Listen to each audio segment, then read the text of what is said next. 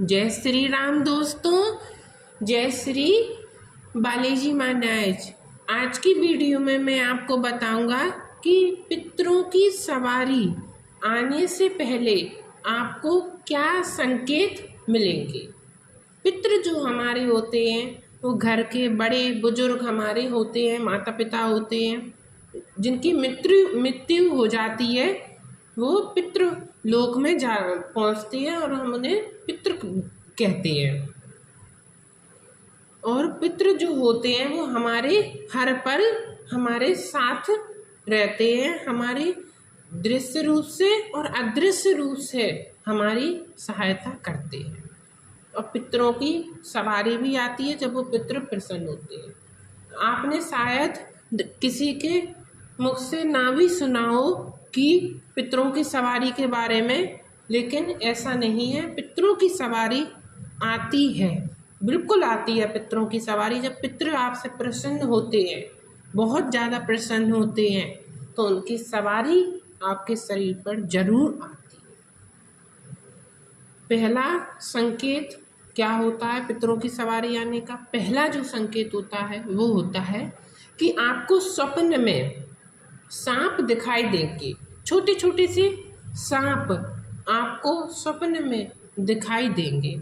अगर स्वप्न में सांप दिखाई देने लग जाएं, समझ जाना ये साफ साफ संकेत है कि पितृ आपके खुश हैं और उनकी सवारी आपके ऊपर आने वाली है। दूसरा जो संकेत होता है वो क्या होता है? दूसरा संकेत होता है वो होता है कि पितृ आपको स्वप्न में दर्शन देते हैं।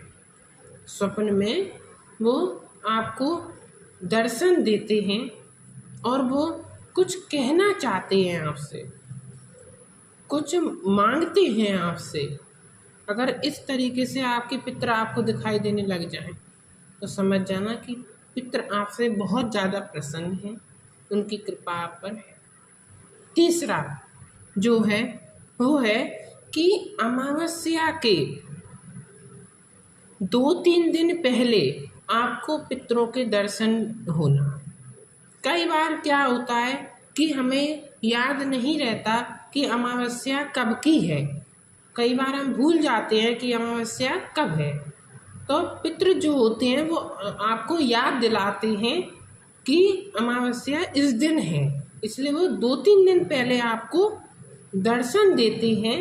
वो दर्शन के माध्यम से आपको बताते हैं कि मेरा भोग प्रसाद आपको निकालना है अमावस्या के दिन, अब मेरी अमावस्या आ रही है।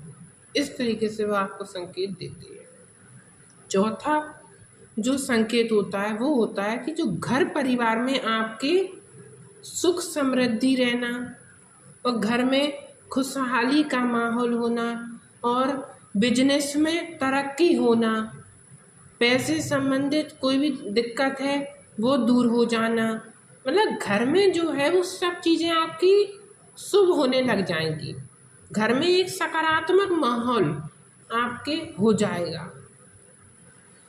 ये जो अगर आपको संकेत मिलने लग जाएं तो आप समझ जाना कि पितरों की कृपा आप पर है। और ये भी जो संकेत मिलेंगे आपको, ये भी अमावस्या के 2-3 दिन पहले ही आपको संकेत मिलेंगे कि आपके घर में सब शुभ होने लग जाएगा। तो समझ जाना पितृ आपसे प्रसन्न है। पांचवा जो संकेत है वो है कि जब आप किसी चौकी या फिर किसी भगत के पास आप जाएंगे या फिर आप अपने पूजा मंदिर में बैठे होंगे, तो आपको रोना आएगा, रोना सा अंदर से आएगा कि मैं खूब रोऊं। तो ये एक पितरों की सवारी आने का संकेत होता है। तो पितृ जो होते हैं वो हमारे शरीर पर सवारी लेते हैं जब हमसे वो प्रसन्न होते हैं। पितरों की सेवा हर कोई करता है, अलग अलग तरीकों से पितरों की सेवा हर कोई करता है। जैसे कि कुछ लोग थान बनाकर करते हैं। थान मतलब छत के ऊपर 2 ईंटें रखकर स्थान बनाया जाता है। थान जिसे बोल सकते हैं अपन, थान बोलते हैं वैसे। 2 ईंटों का जो बनता है छत के ऊपर वो थान होता है। तो थान बनाकर भी वहाँ पर कुछ लोग पितरों को स्थान दे देते हैं। और कुछ लोग भोग निकालते हैं अमावस्या पर, कुछ लोग पितृपक्ष में भोग निकालते हैं, या फिर वस्त्र दान करते हैं, उनके नाम के 5 वस्त्र दान करते हैं। अलग अलग तरीके होते हैं पितरों को खुश करने के, और लोग बात करते हैं पितरों को प्रसन्न करने के लिए। अगर ये सब लक्षण आपको मिल रहे हैं तो आप पर भी पितरों की सवारी आने वाली है, और पितृ जो हैं वो आपसे प्रसन्न है।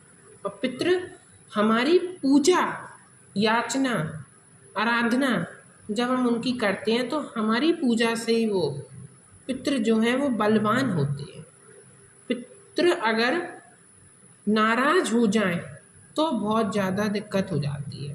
पितरों को सिर्फ हम लोग ही मना सकते हैं, पितरों को कोई भी भगत नहीं मना सकता, क्योंकि वो हमारे घर के पितृ होते हैं। इसलिए हमें उन्हें खुद ही माफ़ी मांगकर या फिर जैसे भी हमें उनसे प्रार्थना कर कर हमें उन्हें मनाना होता है, और हमारी पूजा से ही वो धीरे धीरे वो बलवान होते जाते हैं, बहुत ज़्यादा शक्तिशाली होते जाते हैं। तो अदृश्य रूप से वो आपकी रक्षा कैसे करते हैं?